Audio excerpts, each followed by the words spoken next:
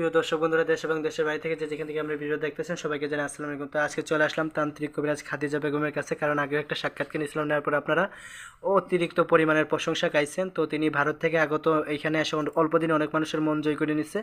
তো আসার পরে দেখলাম অনেক লম্বা ভিড় তার বাড়ির সামনে, তারপরেও তিনি আমাদের সময় দিয়েছে তার সাথে কথা বলার জন্য। তো বিস্তারিত তার মুখ থেকে জেনে নেব। আসসালামু আলাইকুম আপামনি।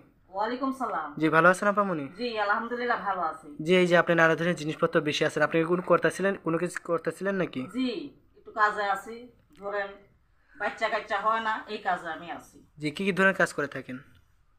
স্বামী স্ত্রীর অমিল, প্রেমে ব্যর্থ, ব্যবসা যাত্রায় বাধা, বিদেশ যাত্রায় বাধা, মানে নানান ধরনের কাজ করে থাকি আমি। মানে উপরে আল্লাহ, নিচে আপনি উসিল্লা করে থাকেন, মানে আমার যতগুলো সমস্যা আছে, বিয়ে বন্ধ, নিঃসন্তান, স্বামী স্ত্রী অমিল, প্রেম ভালোবাসা ব্যর্থ, জায়গা জমিনের ঝামেলা, হারানো জিনিস বাইর করে দেওয়া সব, মানে উপরে আল্লাহ, নিচে আপনি উসিল্লা করে থাকেন। জি জি জি, সব কাজের সমাধান কতক্ষণের ভিতরে দিয়ে থাকেন?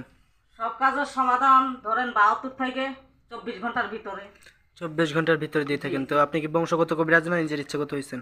এটা আমার বংশগত কবিতা। তো আপনি যেই কথাগুলো বলছেন, এই কথাগুলো শোনার পর অনেক দর্শক আপনার সাথে যোগাযোগ করতে চাবে। তো দর্শকের উদ্দেশ্যে আপনার মোবাইল নম্বরটা আমি দিয়ে দেবো। দিয়ে দেন। তো আছে এখানে। তো আমার দর্শকের উদ্দেশ্যে সর্বশেষ আপনার কিছু বলার আছে? যে একটাই বলার আছে, যাতে প্রতারণাতে পড়ে না, এটাই যাচাই বাছাই করে তার বাদে যাতে মানে চিকিৎসাটা করায়।